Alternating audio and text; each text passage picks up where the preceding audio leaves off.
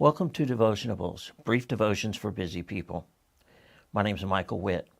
I'm the director of AC1 Bible Fellowship Group and a teacher. Today's discussion will find us in the book of Numbers.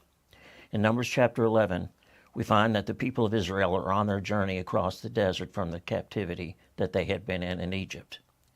In verse 4, we see a problem starting to develop. Verse 4 reads, "The rabble with them began to crave other food, and again the Israelites started wailing and said, 'If only we had meat to eat.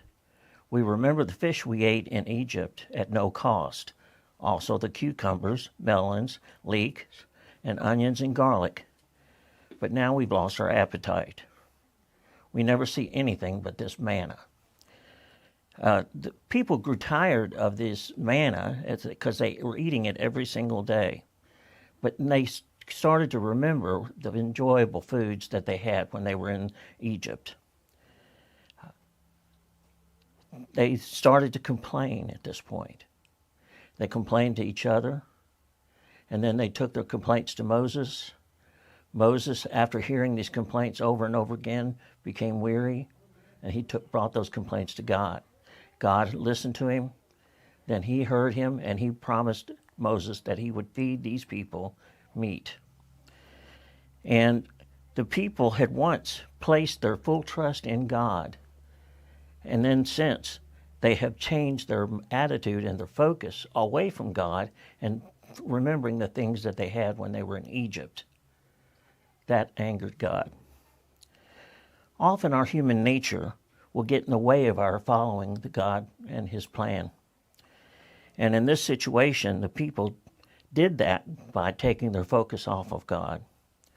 And this reminds me of another series of an event where Abram and Sarai in Genesis chapter 16 took matters into their own hands after they had been promised a son, and they hadn't received a son. Now they were old, they were past childbearing age, and they still had not received a son. And after 10 years, they thought, God's not going to provide, so we're going to take this on into our own hands.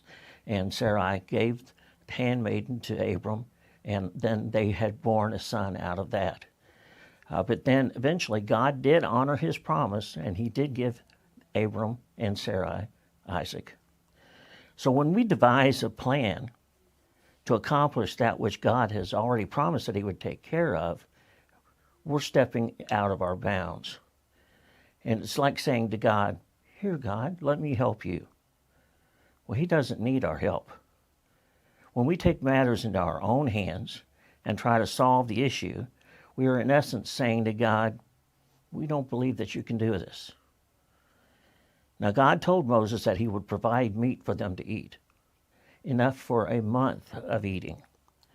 In fact, there would be enough meat that they would be sick of it after a while. In verses 18 through 20 of chapter 11 of Numbers, it says, "Therefore the Lord will give you flesh, and you shall eat. You shall not eat 1 day, nor 2 days, nor 5 days, neither 10 days, nor 20 days, but even a whole month." This is where Moses' human nature began getting in the way again. He was thinking, how are we going to feed these 600,000 people? How are we going to feed these 600,000 people? He offers God a suggestion. Should the flocks and herds be slaughtered for them? Offering a solution to God. God responds in a very unique way. He said in verse 23, "Is the Lord's power limited?" In other words, he's saying, don't you think that I can provide for them? Moses, I got this. In verse 31, we see how God brought the meat to the people. "And there went forth a wind from the Lord, and brought quails from the sea, and let them fall by the camp." Miraculously, God directed a huge number of quail to the camp of Israel, where they were killed, and they could soon be eaten. In this case, the children of Israel got what they were asking for. But when we go against the plan of the Lord, there's always a consequence. Here in verses 32 and 33, we see that the people were gathering the quail and they were beginning to eat. And then the scripture reads, while the meat was still between their teeth, before it was chewed, the wrath of the Lord was aroused against the people. And it's at this point that God sent a plague, and many of these people were killed. Again, in Psalms, we see a recounting of this event in chapter 78, verses 27 to 31. He also rained meat on them like the dust, feathered fowl like the sand of the seas, and he let them fall in the midst of their camp, all around their dwellings, so they ate and were well filled, for he gave them their own desire.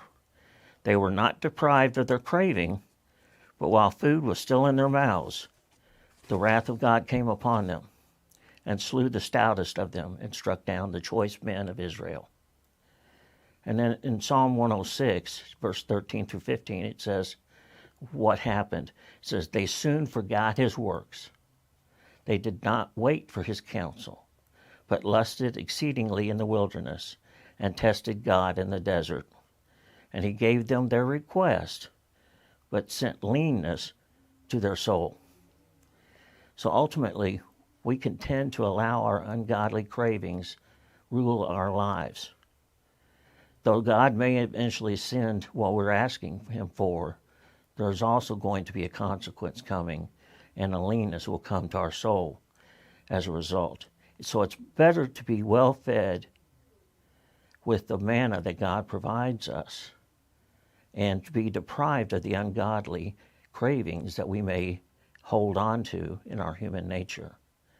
We should trust that the Lord knows exactly what we are in need of, and that he will provide it for us at the perfect time.